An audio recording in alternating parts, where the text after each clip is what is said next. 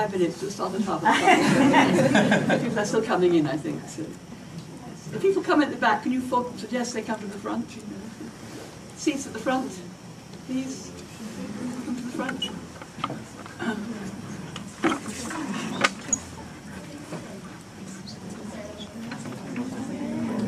Here we are.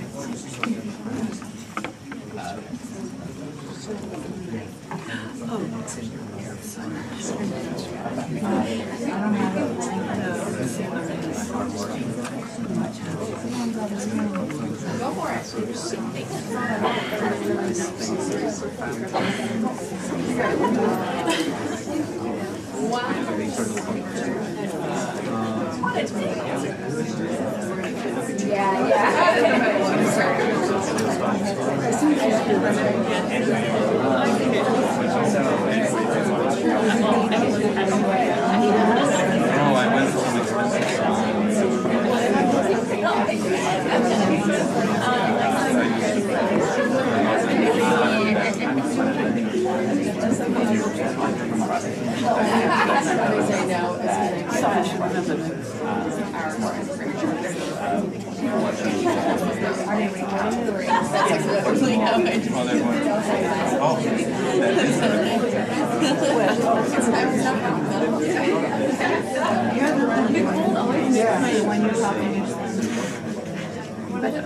There's no other way this moves.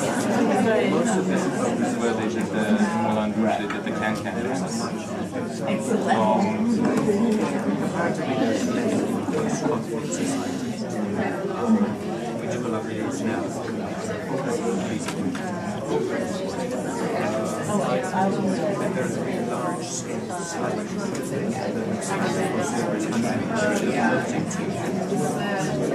Precisely this question and implications or questions related to this question.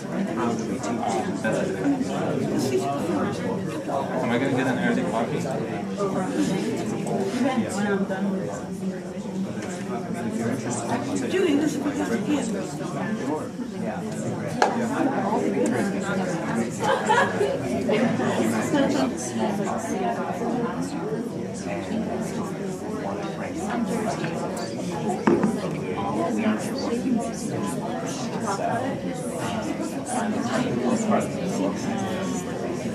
What's a good?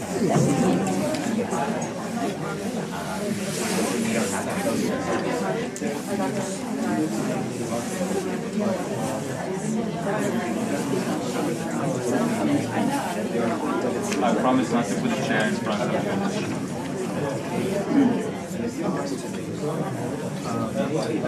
Well, good afternoon, everybody. Thank you so much for coming. It's lovely to see you all. We will have a sign-up sheet being passed around. If you please sign it with your name and email address so we can add you to our CMEI mailing list so you can hear all about exciting future events. I'm absolutely delighted to introduce today's speaker. He's a very colourful character, as you may know. It means I'm a person of color. I meant primarily, and I have known him for some time, obviously, all the time. He's a doctoral student here, and I've always really enjoyed conversations with him, and I've also enjoyed his very provocative comments in my classes, which he took at one point. Harouni graduated from HDSC in 2015. His doctorate was on the philosophy of mathematics, which is a very interesting and unusual title. He's likely to make some very original contributions to that field and indeed to all the implications for education that arise out of it. Currently he is attached to the American Academy of Arts and Sciences, and he's also an adjunct lecturer here at HDSC. He describes his work as focusing on the potential of education to maintain or transform social relations. His research questions the fundamental assumptions underlying our conceptions of purpose, curriculum, development, value, and justice. I think that's very enterprising of him. I hope that over the next decades he will succeed in this very valuable and very worthy project. But certainly he's having a great deal of time, a great deal of fun in making it work for him, and we're looking forward to hearing certain aspects of it this afternoon. And our commentator is Janine Deneuve, who will be graduating this summer with a doctorate. Congratulations, Janine. And she's been working on the college environment in around issues of race. So we're looking forward to hearing that from her at some point in the future. So, okay, so today the provocative title, in line with Harouma's general provocative approach to life, Truth, Trump, Education, and Unpartisan Approach. Welcome him and thank you so much.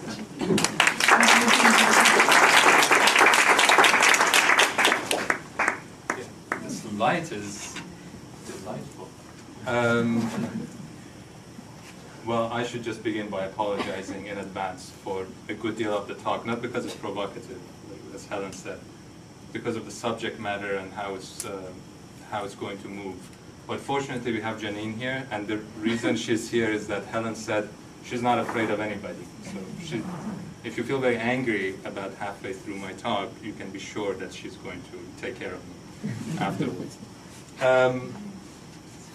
Let me begin. Let's just get the. Go to the most fetid aspect of the talk.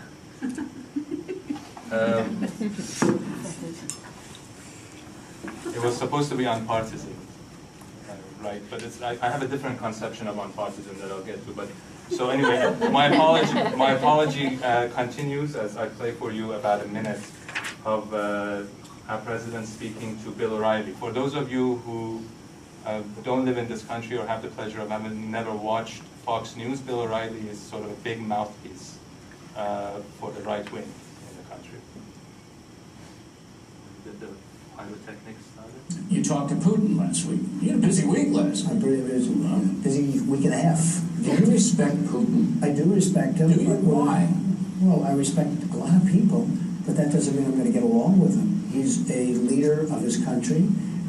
I say it's better to get along with Russia than not. And if Russia helps us in the fight against ISIS, which is a major fight, and Islamic terrorism all over the world, right? Major fight, that's a good thing. Will I get along with him? I have no idea. He's a killer, though. Putin's a killer. A lot of killers. We've got a lot of killers. What, you think our country's so innocent? You think our country's so innocent? I don't know of any government leaders that are killers. Well, take a look at what we've done too. We've made a lot of mistakes. I've been against the war in Iraq from the beginning. Yeah, mistakes are different A than... lot of mistakes, okay, but a lot of people were killed. So, a lot of killers around, believe me. Now, there's something about the way he speaks that's offensive. It offends. Part of it, if it were a blade, the thing if that offense, that violence were a blade, the cutting edge of it would be his sort of normalizing political murder. But the point of it, that penetrating point, is actually a truth. And it's a truth about the place of political murder in American politics. There is the interesting thing about it is that the general argument that he's making, lots of killers around, we have killed a lot of people, actually belongs to the left. It does not necessarily belong to the right. And it's probably quite pertinent to the rest of my talk that we never heard that phrase from Barack Obama. It would have meant something different had he said it. If he had said it, it would have been an indictment. The way he says it is, there's an element of celebration of political murder. If Obama had said it, it would have been an indictment of it.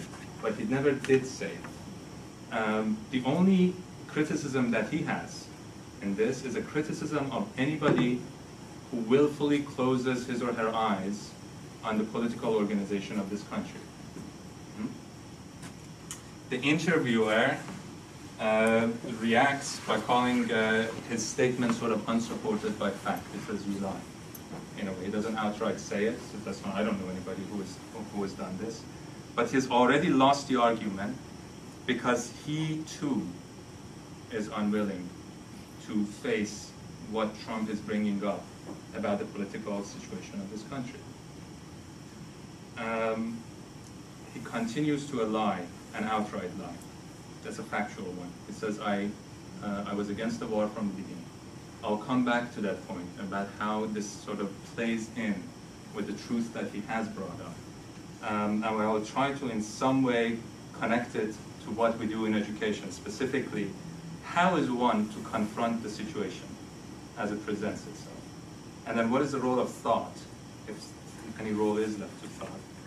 And when the violence of this kind of lie or this kind of truth, whatever it is, the interplay of both, comes at us or at those who we sympathize with, is there then any room left for dialogue? Now, the title of the talk sort of promises the moon. It begins with the, Baldwin called it that battered word, the truth. Then sinks into the foul rag and bone shop of American politics. Then, hopes to rise from that with some kind of solution and approach. It's going to be nonpartisan, no less. And basically what I'm trying to tell you is that it's an opportunistic and overambitious title. And it's again part of, in setting myself up to delve into this, I think what is needed in this situation might be actually a shooting for the moon and a kind of opportunism. Certainly, one side of the political debate in this country is taking great advantage of that. My point is that we in education, or anybody who's dealing with political ideas or political education at this point, is facing a sort of a moment of crisis. And this crisis is not, in my belief, what you have been hearing in the media, which is, the man lies. Yes, of course the man lies. The man lies all the time. Lies have been a part of the political, the administrative establishment of this country for a long time.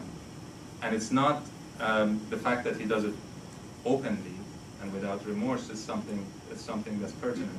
But the lies themselves in the American political system, or maybe any political system, are not attached to a single person.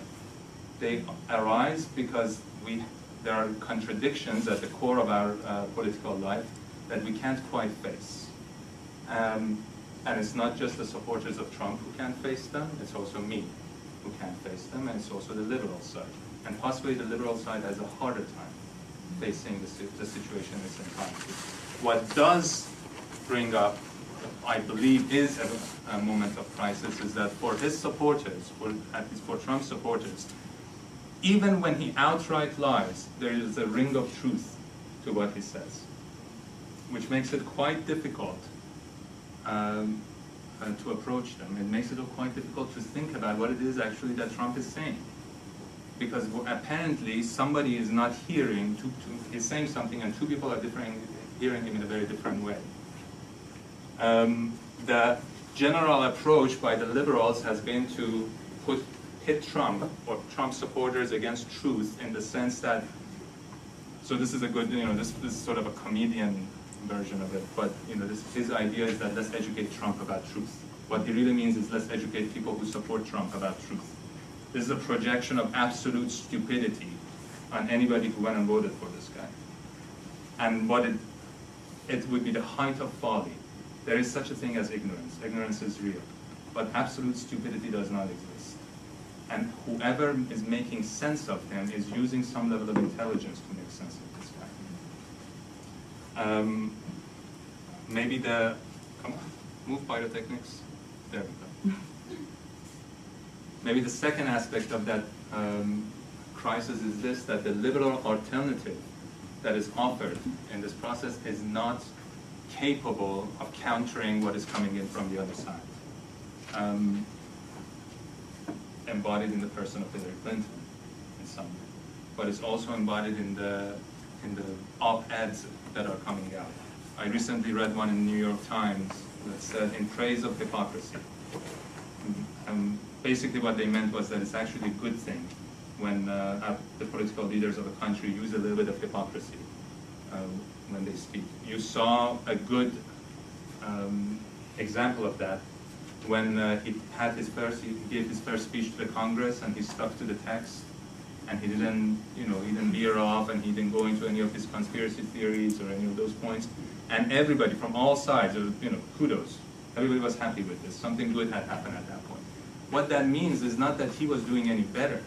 It means that a huge portion of this country, especially the part that usually delegates its own political work or outsources it to the Democratic Party, has an easier time with him when he sticks with a certain kind of rhetoric. And it's precisely that kind of rhetoric that needs to be torn apart.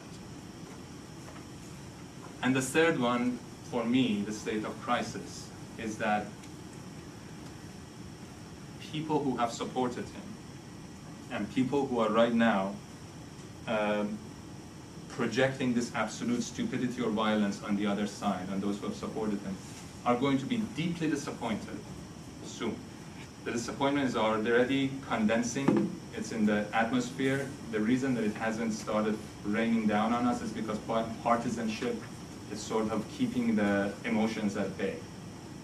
But once it becomes clear that he's not in any way capable of giving real action to some of those truths, one of which you heard in the very beginning of the talk,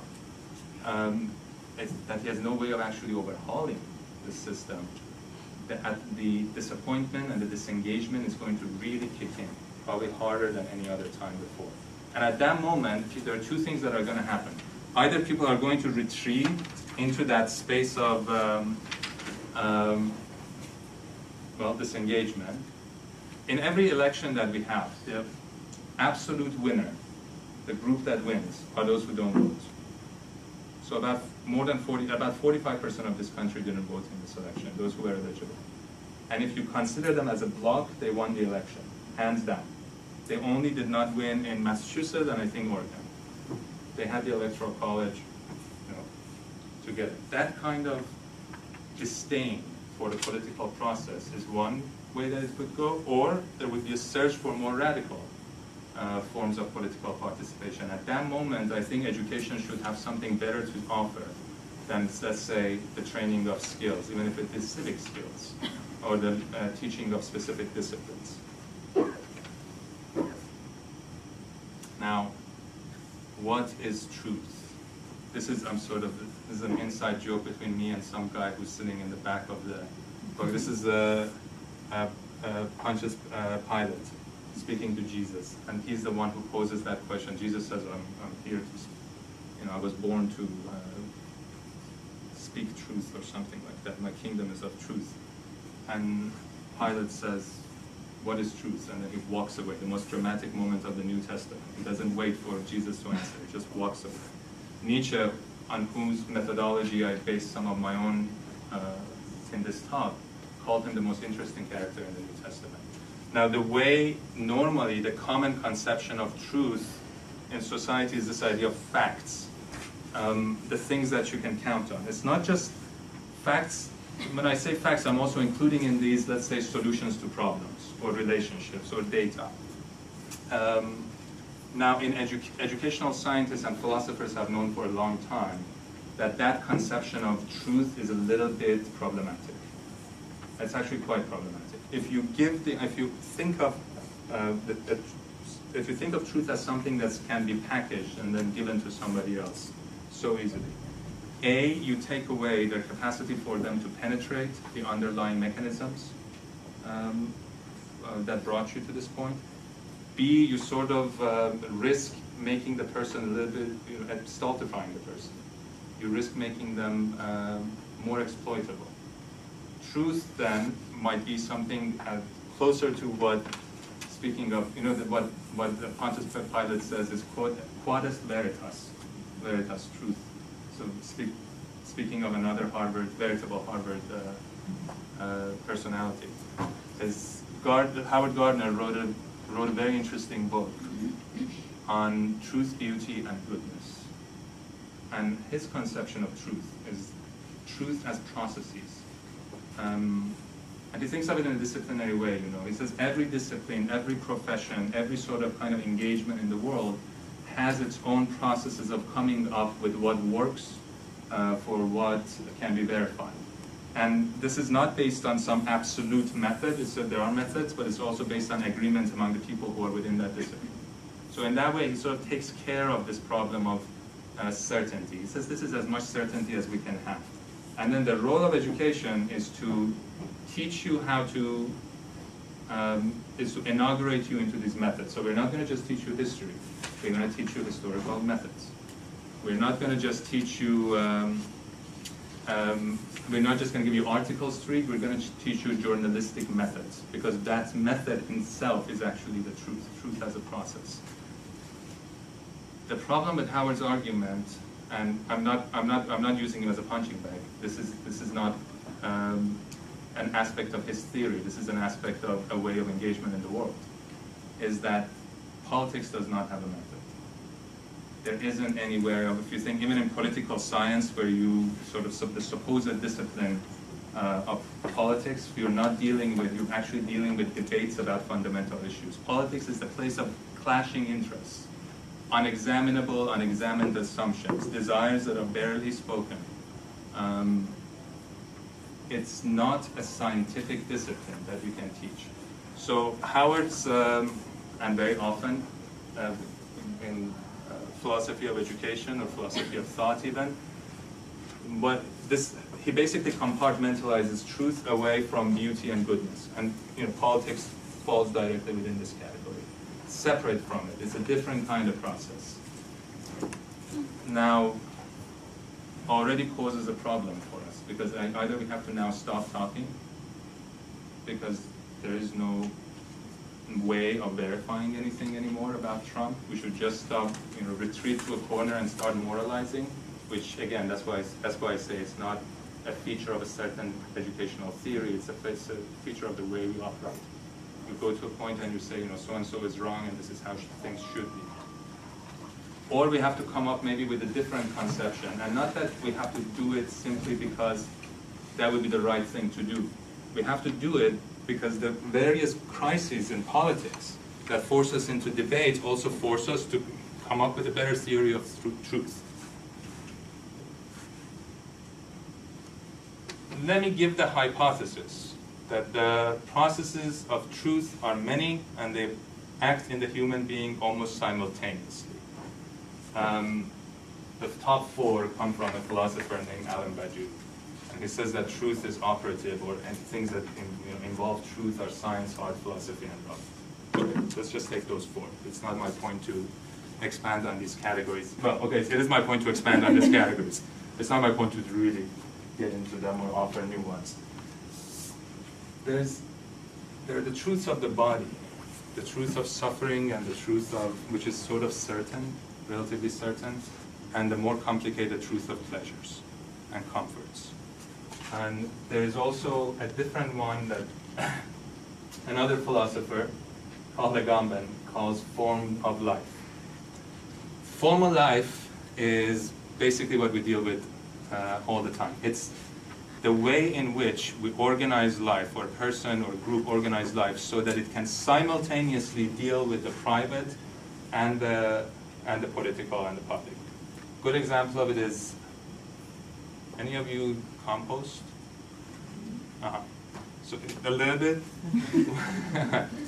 Well, so the person who composts is on some level quite aware that doing this, and they're aware because science and common sense told them, is not going to push back the environmental catastrophe that's heading our way like a tsunami. Nonetheless, you do it because it is a way in which your private life responds to the political and the larger political situation. Some person in a monastic situation is also dealing with a form of life that is both private and public at the same time. The way we commonly think of it now, that common conception of truth, is an attempt to bring science into everything. That's why it deals with facts and data. Science might be more complicated than facts and data, but the idea always is like, let's make it scientific. Let's be able to sit down and agree with it. The problem is there's a linguistic problem here. Science deals with, the statements in science are actually functions. Function is something that can, you've studied it, algebraic function is a very good example of it. You almost know what you know with a great deal of certainty what you're going to get out of it. once you say it is the beginning, the premises are very clear and they almost seamlessly connect to the conclusion. This conclusion connects to other functions that, again, as seamlessly as possible connect to it. A formula or function is a linguistic form, but what has been taken away from it are all the auguries of language. All the ambiguities and the branchings have been pulled aside so that you can have some level of sort of disciplinary clarity. In real life and in most areas of our existence, that is not what we deal with. We deal with concepts and statements that fall within language in a very different way. So I chose this example because philosophers love it, because since Socrates, that's all they have been looking at when they write, sitting right in front of it. When I tell you this is a table, you, on the one hand, it's true. You register this is the word table as some piece of furniture that has more than 3 legs, hopefully. The reason you agree on that is because there is sort of a world of experience behind it that you and I share on this issue of table. But by calling that thing a table, I've already done the thing a little bit of violence. Meaning I have taken away from this thing that had infinite potential. I'm not calling it a barricade. I'm not calling it a chair. I'm not calling it a bed. I'm not calling it firewood or dead weight. I'm calling it table. I'm taking something that has infinity, and I'm giving it a definition, finite. I'm making it finite.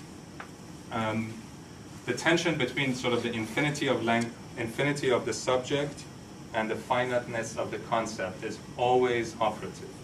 Now, if this seems like sort of a trivial point in philosophy that I'm making, just think of the way in which a word like race both reveals something and hides something at the same time.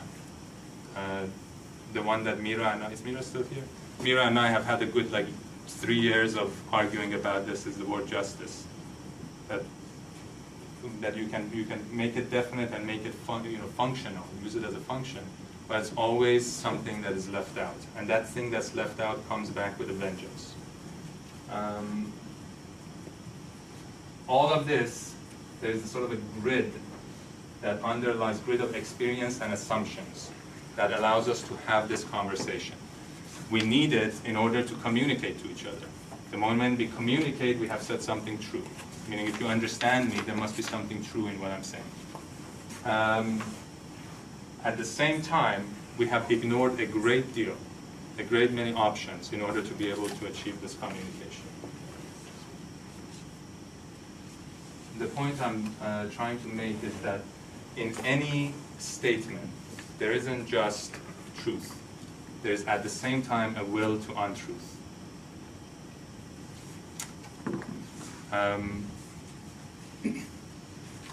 Let me take you out to dinner. Would you come out with me to dinner? It takes for granted a great deal of assumptions. Some of these assumptions are, in fact, let me buy you dinner. Even better, let me buy you dinner. There's something to buy. What is mine is not yours. Food is a commodity. Not to mention a sort of weird exchange of favors that is happening there and is not spoken about. The statement itself only reads, let me buy you dinner. The grid that underlies this, that allows us to accept the statement as true, to go with Foucault, we will call the regime of truth. It's the regime of truth within which we fall, and it forms the discourse, it forms the way in which we make our assumptions, the way in which we refuse to question certain things. Again, the idea is not to just go towards truth from untruth. This is absolutely necessary in order to have a conversation and survive. But this is also necessary for survival. And when the elements, the assumptions have actually a lot to do with your survival, meaning, for example, how you make your money, or where you put your head down at night, or who you're with, or how you're conducting your family life. then it's a really not, then we get into real tensions about between truth and untruth. I'm trying to say something in order to eventually like sort of work my way back with a stronger philosophical grounding to where we were in the beginning with our president. Well, actually, something about our president. Trump is not a phenomenon. He's not even a movement. He's a statement. He's a multifaceted statement, but he's a statement. And this statement is designed in a way, its function is to allow a certain portion of the sort of the political or economic elite who support him to remain in power. He came up with someone. He sat down with an advisor who told him attack the media. You know, and he was like, oh, attack the media. There's a science behind this. They have polled people. They have looked at what we do on Facebook, and they have decided that this actually works for a large portion of the American society. He comes out as a statement. And in this statement, there is not just an untruth, there's also a will to truth. Any statement that's communicated, even if it's an outright lie, has an element of truth in it, has a moment of truth. Even Helen brought up that the famous paradox, I'm a liar. The very fact that you can understand what I'm talking about when I give you that statement, I'm a liar. And that you can sort of settle with it to some extent, and have an understanding of it, means that there is a moment of truth. There's so much that you and I need to be in agreement about for you to be able to even understand or enter this conversation with me about whether I am or am not a liar and what that means about my statement as I'm speaking.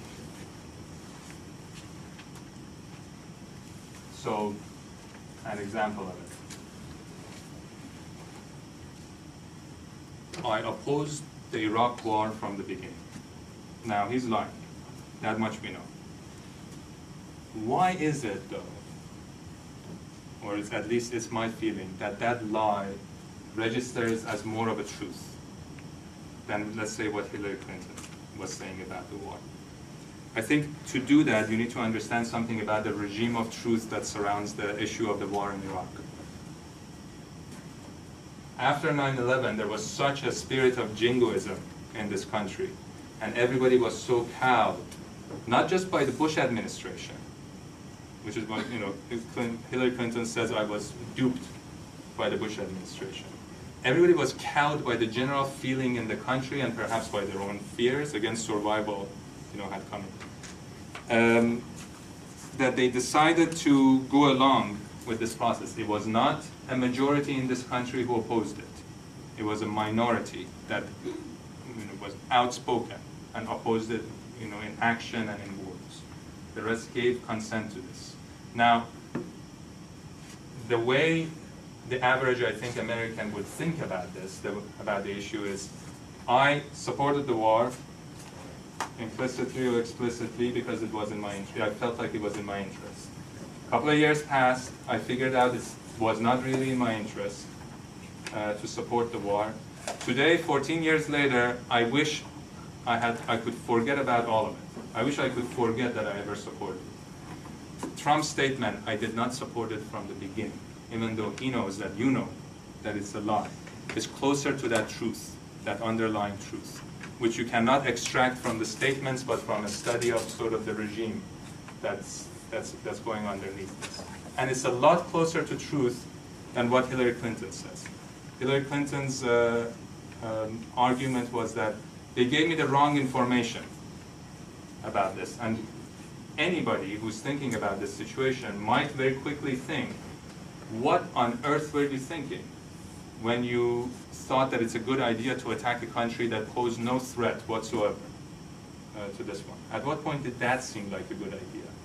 You see, something in her forces you to close your eyes, something in him forces you to close your eyes. But with him, in this particular case, you're closing your eyes on him, on his lie, on a much smaller thing than on a lie that goes to the heart of our own involvement in the policies of the United States in the Middle East. Some of us have a clearer conscience. Obama did, for example. He didn't vote for this. Nobody's conscience is entirely clear. Nobody's. More than 500,000 dead just in Iraq. These are by the most conservative estimates. Anybody in this country who has a clear conscience about that is precisely in that position where they can, or they think that they have done enough. I'm including myself in this. They're precisely in that position where they will be very willing to not look at some aspect of politics. On women. So, we have him on tape. Condoning violence against women.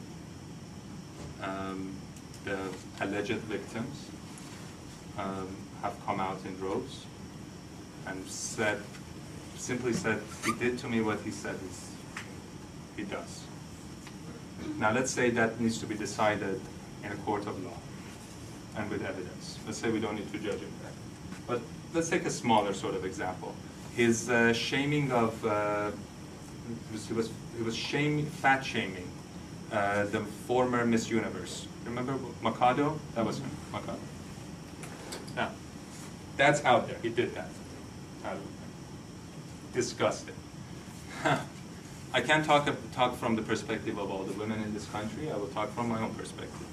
Now, I have a tendency, biological tendency, I found out, to get big. It takes a lot of pain to keep me in this beautiful shape.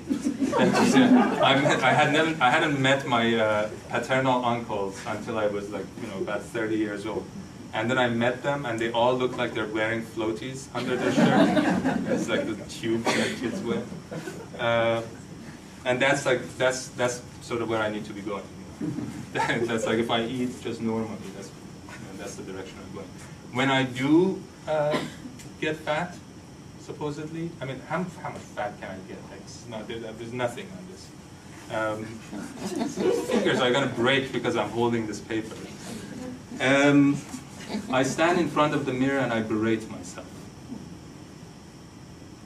I would rather for that stomach to flatten than to win the Oscar. I think that's probably a more important point for me, because the kind of violence that I'm doing to myself at that moment is so strong that there isn't any reward. There's very little out there that can counterbalance it. Very little sort of success or approval from the outside. And a lot of that feeling that's in me comes from the way in which society has treated women, the bodies of women. It has now simply extended to men. They did it to women for about 100 years, and now it's, it has caught me into it. Now, and by the way, the very institution of Miss Universe, from which Mashhad had benefited, is totally complicit in this process. In order for me to really criticize Trump when he says that, to really, with a complete open conscience to do it, I need to be able to first criticize that voice in my head, which is not some separate thing, but is me. I need to first attack myself. And that's what makes the whole enterprise difficult. With immigration, this finds a different dimension. I think sort of the most important piece of data that came out, it was always out there, but it just appeared in the media after the elections, because there was then suddenly real fear about what Trump might do. He said, we're going to kick out 3 million people. The piece that, there was a real sort of, who's it going to be? And then the piece of data that came out was that the Obama administration had kicked out 2.5 million, deported 2.5 million people during its 8 years, more than any other presidency before him. My friends who are immigration activists used to call him, hear this like years ago, deporter-in-chief. But what happened instead?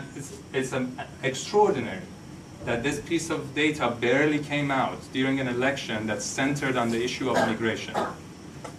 Instead, what happened, we're talking about facts here, instead what happened was that the liberals in the country accused the other side of being xenophobic and cruel, and then the other side stood and accused the liberals of being naive and unpatriotic. Now, both sides have a moment of truth, moment like an aspect. They have an element of truth in what they're saying to each other. One of them is saying to the other side, however, the only way these two arguments, these two hands of the argument can stay separate from each other is that this one, they need to not see each other. They need to think that they're completely separate instead of thinking of themselves as being joined through a regime or through a system that requires, by necessity or by some kind of fiction, a violent guarding of the borders. So this side is blind to the other side, says this side is blind entirely to its own cruelty, but accuses the other side of being blind to the process. The other side is blind to the process, accuses the other side of being cruel. In this way, in how our political ideas are shaped. Which way am I supposed to? Pyrotechnics. The line that divides the two sides doesn't just divide me from some guy in Texas who voted for this guy. It divides me, who either right down the middle, or maybe it just cuts off one of my arms, but it cuts off something. Now, what do we do in a classroom? This is going to be a lot better than the first video. I'm going to play a video of Elizabeth Warren. It's something that I presented to my students at some point. It's from the Women's March. How many of you were at the Women's March? Nice, so about half of my students too. And she's going to talk about her values, the values that we hold in this situation. Oh, I'm sorry, it's out of sync. We come together to give each other strength. I can't do it. I can't have Trump be like totally pretty, sit there pretty and like speak well and destroy her words. Give me 1 second. There's a solution. You could play the audio and you turn off this one. I prepared it. Oh. He's an elementary school teacher. It's always a backup plan. We come together to give each other strength. We come together to give each other courage. We come together to remind each other of our values. As we get ready to march, let us remind each other what we believe in and why we fight and why we will keep right on fighting. We believe that no one in this country should work full-time and live in poverty. And that means raising the minimum wage. Yes, it does. Paid overtime, sick leave, we will fight for it. We believe that workers have a right to come together and to bargain together. Unions built America's middle class, and unions will rebuild America's middle class. We believe that every young person is entitled to get an education without getting crushed by student loan debt. We believe in free college. All right, in the interest of time.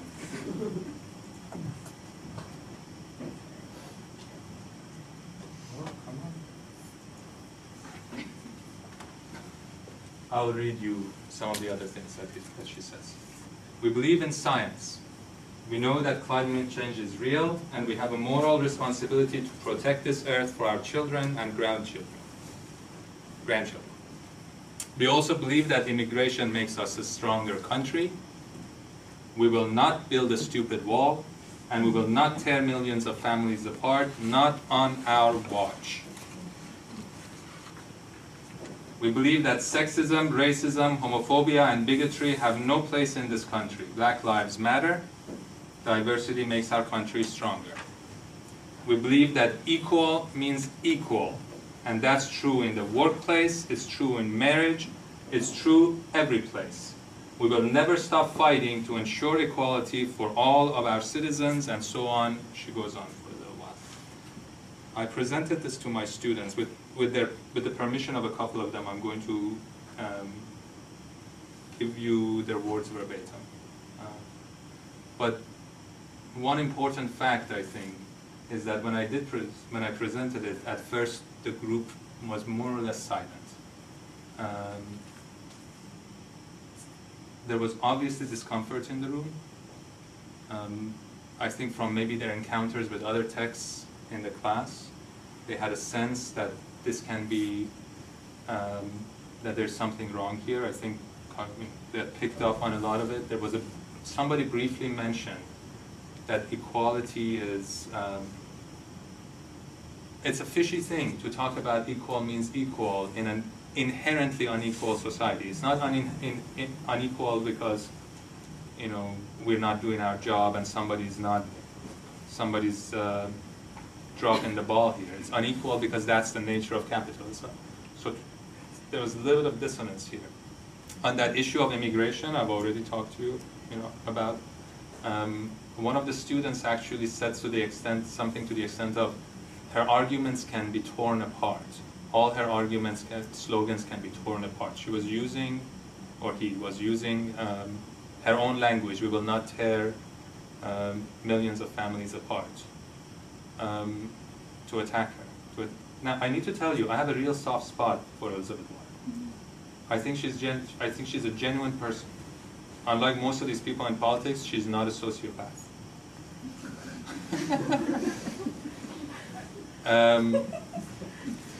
But now, after these couple of comments, the conversation went in a different direction. It actually became about the role of the teacher and what is the teacher presenting to us and what's going on. Remember, I'm not, for those of you who don't know me, I don't do this.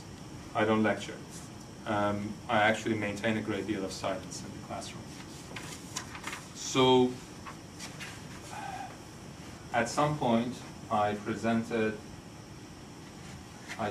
handed the group a second document. This might have been in a later session, repeated the exercise. Well, you know what it is, it's the immigration data. And a third document. She said, remember, we believe in science, like climate change. So there are two statements from two well-known scientists, environmental scientists, about the Paris Accords, the Paris Environmental Agreement, which was sort of the crowning achievement of the Obama administration on environment. It's just worthless words, says James Hansen. There's no action, just promises. As long as fossil fuels appear to be the cheapest fuels out there, they will continue to be burned. Michael Grubb, University College of London. All the evidence from the past 15 years leads me to conclude that actually delivering a real change is not a climate change denier. It's simply incompatible with democracy. It means that the political establishment does not have the will to take the drastic steps that are needed to have any kind of real impact.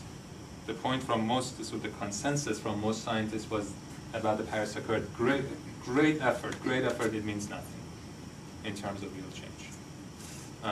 Or so I presented it to my students, let's say. Now,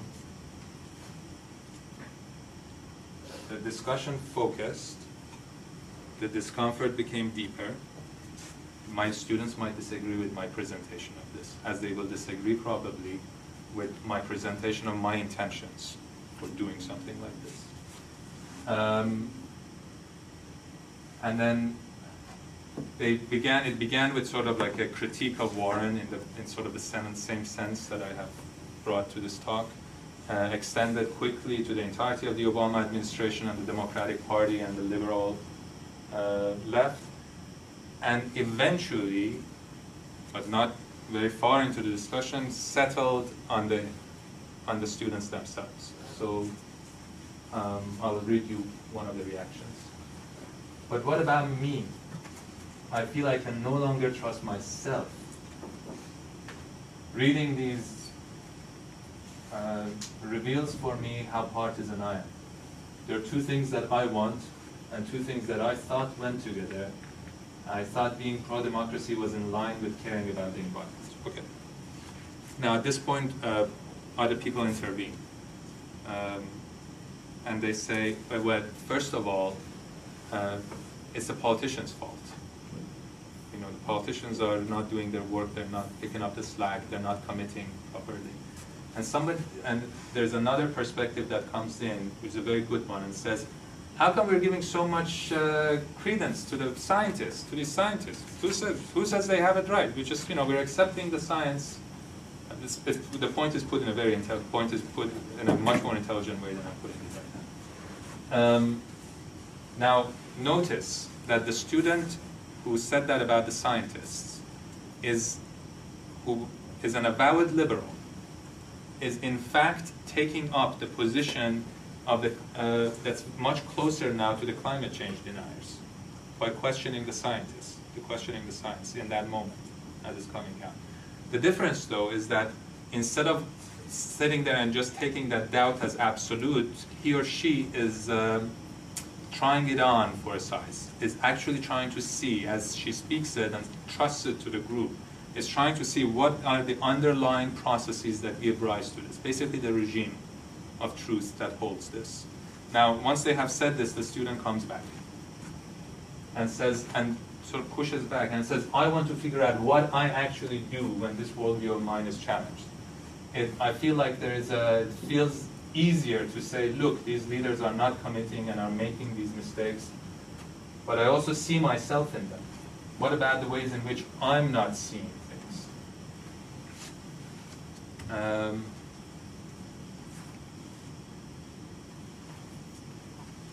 An extension of that, when the question becomes, okay, what do we do? What do we do now in face of this? Is and another student saying, I so wanted Obama to be my hero. Criticizing him, my world falls apart because I so want to align with him, but it's bullshit. I ask myself, what happens afterward? What do I do? Part of what has come up for me is that Elizabeth Warren has to come down from the podium and sit with me in the crowd and work on this dilemma. So if I keep Elizabeth Warren on the podium, she's hiding something.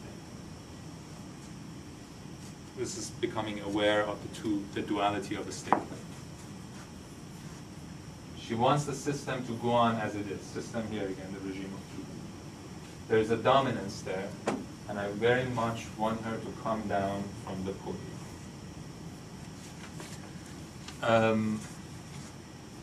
I have a few intentions for doing something like this, and which goes in line with my intention in this talk to not focus so much on what Trump says, let's say, and to focus on what let's say Elizabeth Warren says, or what we say. My sense is that most of you are liberals. Last year, when I started teaching this course, I had to go and recruit Trump supporters for the class. Everybody had to apply to get in. If you were Trump supporters, you were in. As long as you were open about it, just come in. Partly because the environment as it's established here, the argument, the discourse, does not allow somebody who's a Trump supporter to even come out and speak. If they do, sometimes they act like a pariah. Sometimes the form of the conversation turns them into a pariah because they have no access to truth. They are not. They're apparently talking a different language. And it was essential in a course that was called Power and Pedagogy, at a time where the elections were happening and this was coming up, to have people in there who could give voice to their ideas in an environment in which whatever you said could be taken up for consideration without, and not in a soft, namby-pamby way. It was heads hit the sidewalk in the conversation.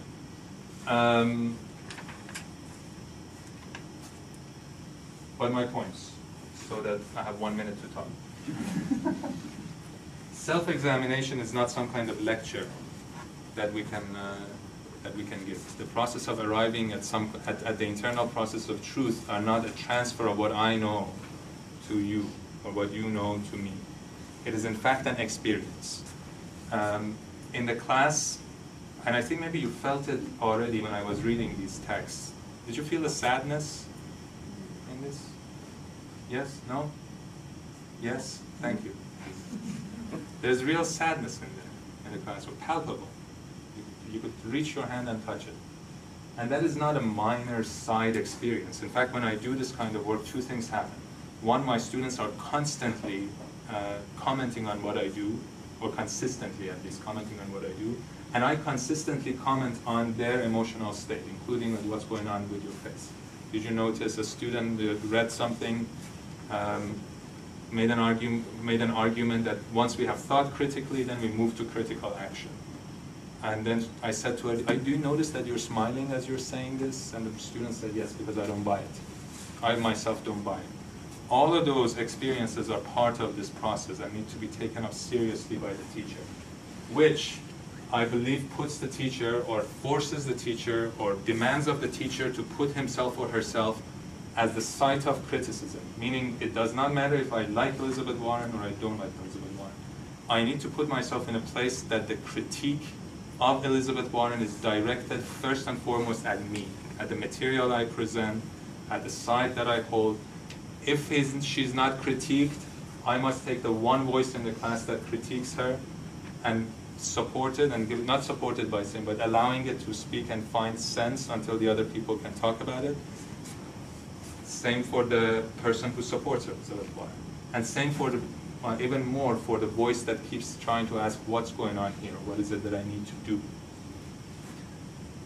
I think it requires a move from a simple conception of truth, and certainly as the teacher as the holder of truth, to the idea of the classroom as a whole being engaged in the discussion of the regime of truth. And that in itself requires for me an expanded notion of education. Education has more force in it than the movie industry. It's become this bent and circumscribed thing because we have attached ourselves completely to the institution of schooling, to what happens only within the classroom. We have left, as researchers, all the processes of transformation, most of the process of transformation, to other disciplines. So the religion, which has played a huge part in this election, is basically not within our purview. As students or as scientists of how a person is formed. We leave that to the divinity school. What happens in daily life to sociologists and anthropologists. What happens in the process of emotional healing, that's psychologists and therapists and social workers. It's in fact in a situation like that that one comes to really value something like Howard Gardner's book, because it's trying to approach, he's trying to understand his own practice in light of a much larger reality, much larger set of responsibilities.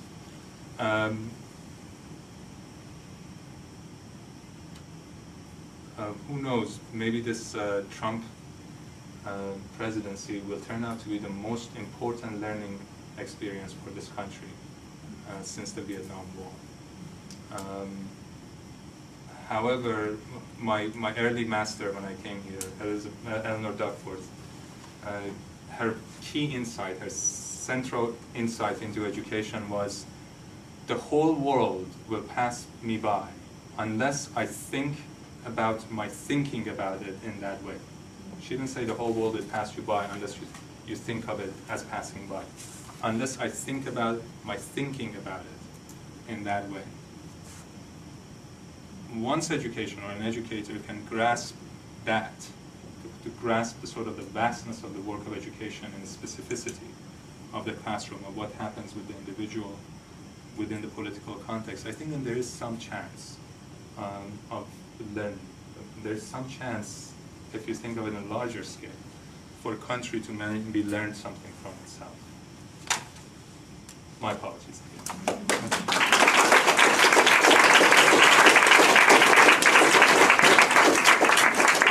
Thank you, Haroun. And now Janine will make a provocative response.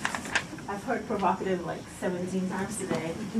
Inspiration. I guess I will have to be provocative. Inspiration. You sit over there, so. How long do we have? I don't want to take 10 minutes. So I'm not a philosopher.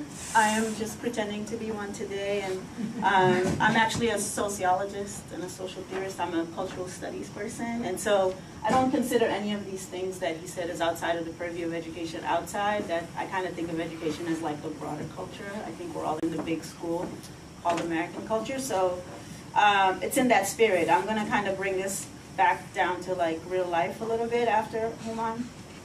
And I agree with most of what he said, right? Like, that's the difficulty. I agree with almost everything he said, except for the Trump part. Yeah, so I'm here to disagree at the idea that there is truth in Trump, and that truth, that Trumpian truth, is productive for us, right? So I'm going to do that in two parts, and then I'm going to give a final provocation and then turn it over to you. So the truth in Trump does not productively confront us with ugly truths that we need to face, because those truths are known. So he's not confronting us with anything we need to face and don't want to, splitting us in the middle like Harouni said, because the things he's saying we know. Two, there is no truth in Trump because he doesn't actually speak truth. He speaks nonsense. Now, I don't mean nonsense like in a cute dismissal way. I'll break down what I mean by nonsense. So to the first point, right? Harouni's argument is that he productively holds the mirror to us and makes us uncomfortable and makes us confront things that we know but we don't want to know or don't want to admit. Cool. So my question is, what do we do with the fact that for as long as America has existed, a counter discourse about the fact that the state, the American government, engages in brutality and criminality has also existed? In other words, when he sits there and he's like, there are killers everywhere, your country is not innocent, as long as this country has existed, an important, huge segment of its population, citizens, scholars, activists, and so on, have made that point. So it's not a new truth. And so if you look at the historical record, you look at facts, real facts, not alternative facts. You look at the latest thing that Cornel West said, or Harouni says, or Noam Chomsky says, et cetera, investigative journalists, you get at the same truth that he's supposedly exposing, right? So these are all resources that we can draw from. That does not make us have to engage with someone like him to get at a critical engagement. So I'm not convinced that we need him, right? That's the first point. Now, Harouni could say, well, it's still important because he's saying it at the highest level. He's the president. We've never had that before. Like you said, Obama would never say that. But he's not actually saying it. That's my second point about the nonsense. Now, there is no truth to Trump, that second point, because he doesn't speak truth. He spews nonsense. What do I mean by that? So Harouni said, look, when he said that thing about Putin, that's what the left says. No. The same utterances, we're going to do a little discourse analysis here. The same utterances in different contexts, spoken by different people for different purposes, become different utterances.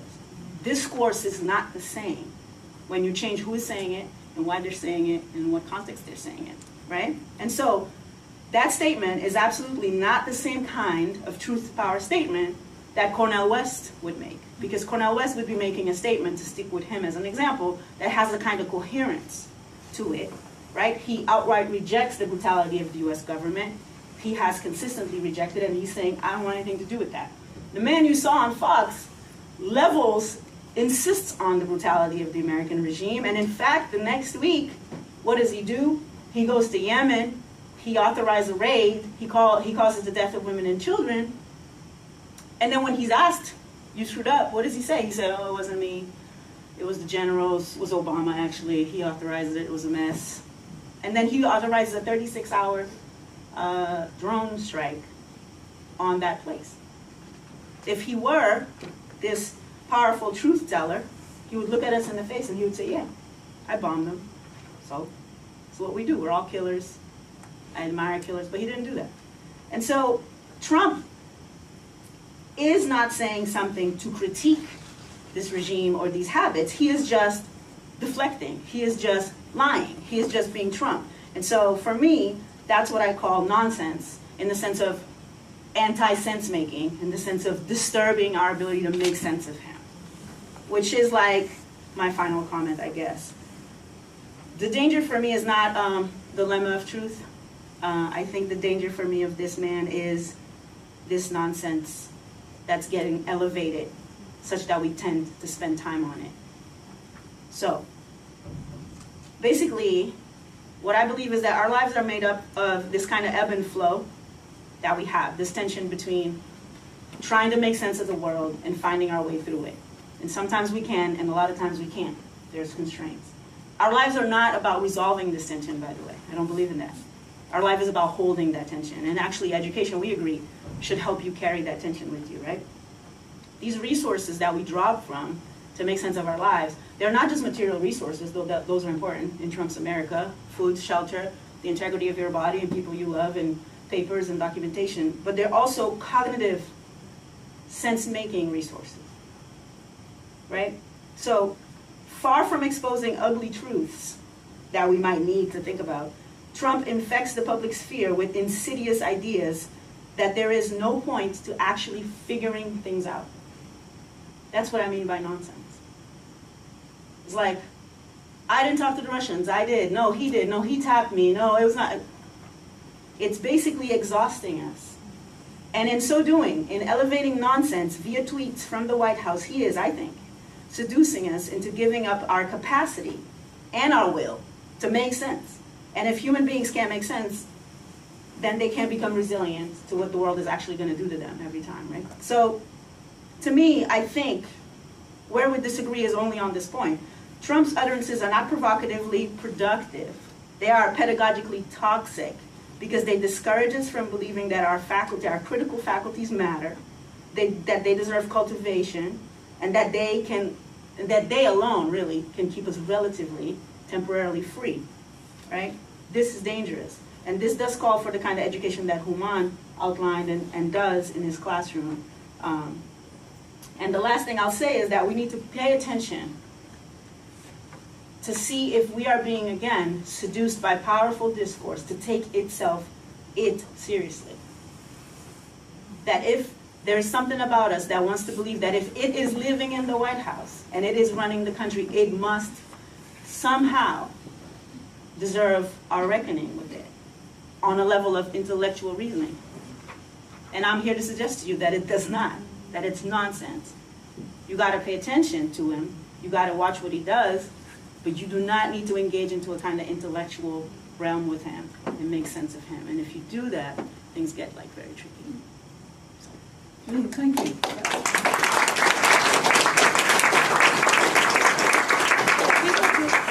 I'm sure that Harouni would like to respond, but I think it would be rather nice if we could have comments on the floor, and then you can both respond to the comments on the floor. Is that all right? Yeah. Harouni, that's fine.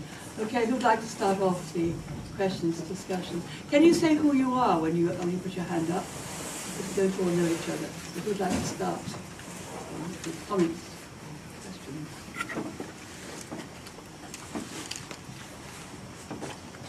But I'll say something very briefly, which I'm not quite sure whether I agree mostly with Janine or with Harouni on this. At the time of the election, and of course I'm not an American voter, I was just sitting on the outside. At the time of the election, I thought, if Hillary Clinton becomes president, we'll have more of the same. In all senses of the word, more of the same. If Trump becomes president, things will happen, changes will happen quite dramatically. I couldn't, of course, think what they would be, but I thought there'd be some very interesting upheavals in American political and intellectual life, and I think in that sense, of course, that's happened. What those changes are, you two might disagree with me, but I think I think I was right about that. So who has their hand up now? So, yes, thank you. I'm Heidi, I'm a student in the President class, and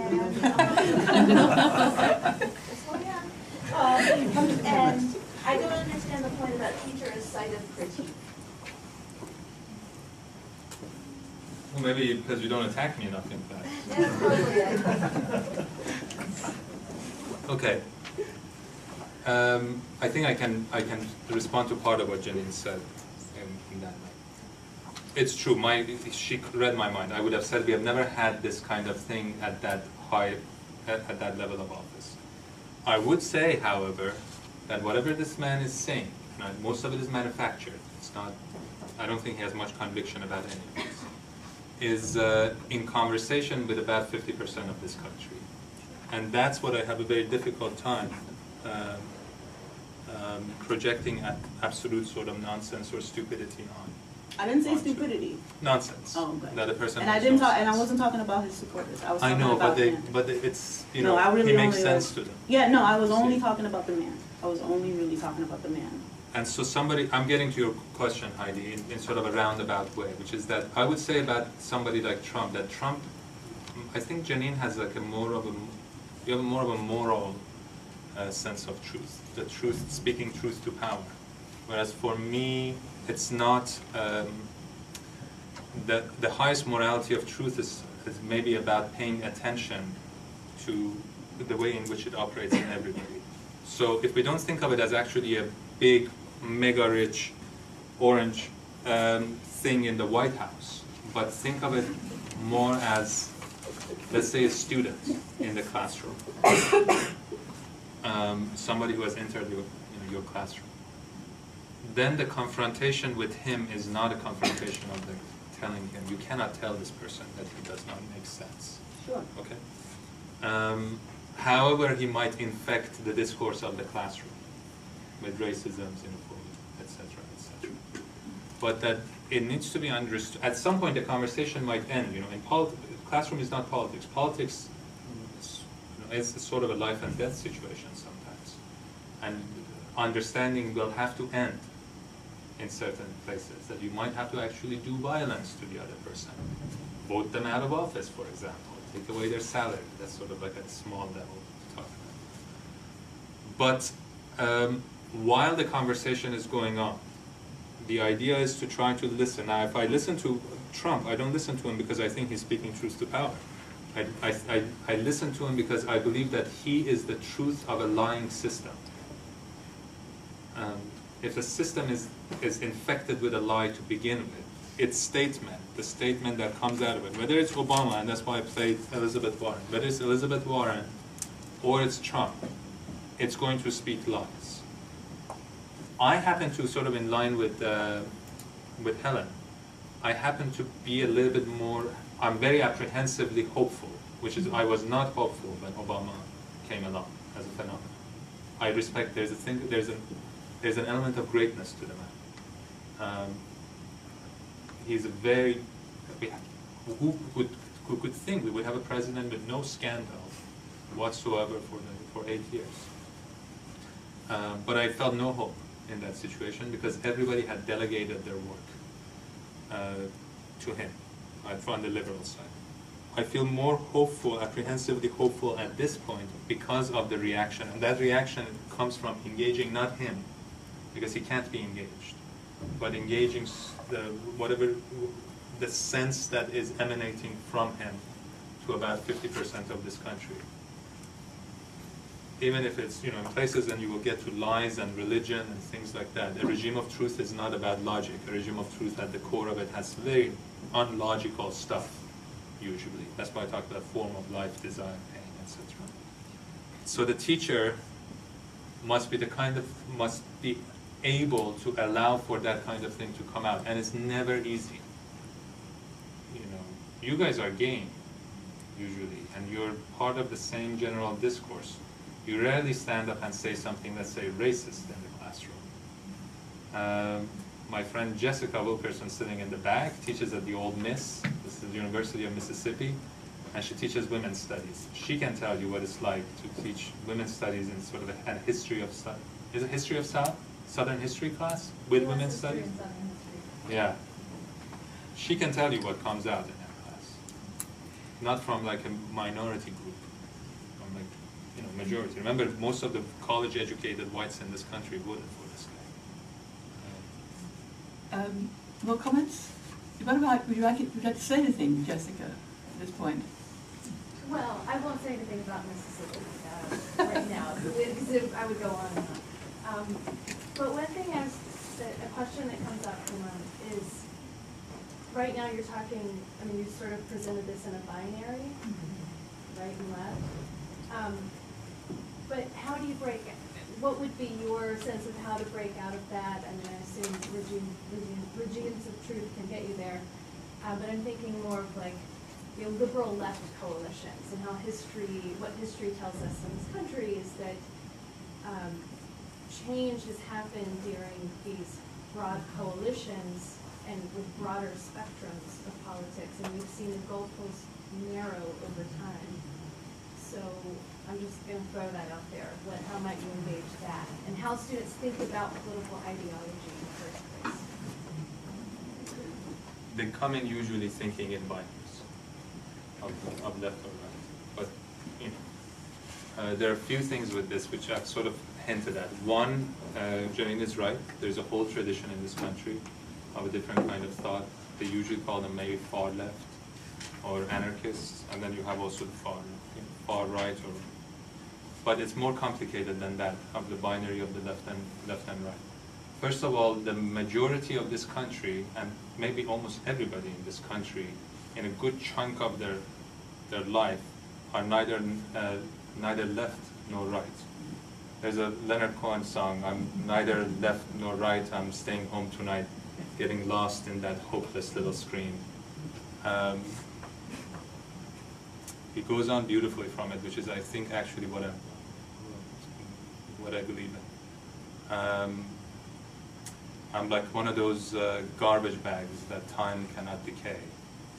I'm junk, but I'm still holding up this little wild bouquet. And democracy is coming to the USA. I'm not just being poetic. I'm trying to say that it is possible to extract from the life of this from the student at the same time as Leonard does in that line. Both of those, the one who really doesn't care, and the truth of the one who doesn't care is usually the thing that this either does not engage me or does not concern me, or there's nothing I can do with it. And that's a fantastic thing to bring out and be able to hold it and talk about it. People think you need to inspire your students. I say you need to destroy them with their own feelings. They're often the same thing, actually. And out of that comes like that statement from the student who says, "I want her to come down." That's not left or right. I want her to come down and engage. Meaning, it's asking even for a different kind of rhetoric in itself. I might be reading too much into what this person said, but there might be something in there that says that next time this person talks, he or she better have the dilemma within what they say. Any more? Let me ask you, Charles Morgan, to speak. Yes, this person here. Yes. So, given the disagreement, I think both people answering this question might be important. So, what is at stake if we decide to move to this sort of education and fail at it? In the sense that we have a sort of safe curriculum that we do now, and then we might try and do something like this, and what happens if we sort of allocate our resources and time and attention to this sort of education and fail? There's one way in which we can understand the result of failing to move to this sort of attempt, the result of it being the Trump presidency, and there's another way in which we can see that the movement and failure to enact it properly is now resulting in a Trump presidency. That's you? That's me? That's you? I don't have that model, so I have a different model for how I think education works. So you go first and then. I actually, if I look at all of, I don't actually believe that you need to destroy people with their feelings to get them to where you want them to be. I actually, though I get why that's not meant literally destroy them. The reason I say that is because I'm cognizant of both of my own vulnerability as a person that is embodied in a particular way to intellectual traditions and conventions of thought and experience stuff, such that I'm aware that the world outside of classrooms is hostile to people in ways that make people come into the classroom environment feeling very vulnerable. And so I tend to set up a situation where the critical engagement that he's talking about does not come at the expense of a level of community. And I don't mean safety, but I do mean community. And so what happens in the classrooms that I'm thinking about, that I tend to create, is that there's a kind of resilience that comes from people investing together in a process that is difficult, to confront things that are difficult, right? But they build resiliency together to do it, and so there's no kind of, there can be harm, and there is, but that's not like the driver, that's not the understanding. So for me, I find that A, some of that is happening already in a lot of classrooms, so I don't think we're so far from it. And B, I don't see how and why it would fail, because it's not that provocative of a proposition. So I think that's why I said it's more a question for him. Like I don't see how people given an opportunity to become self-empowered to ask themselves really tough questions and answering them would be ever like a bad thing.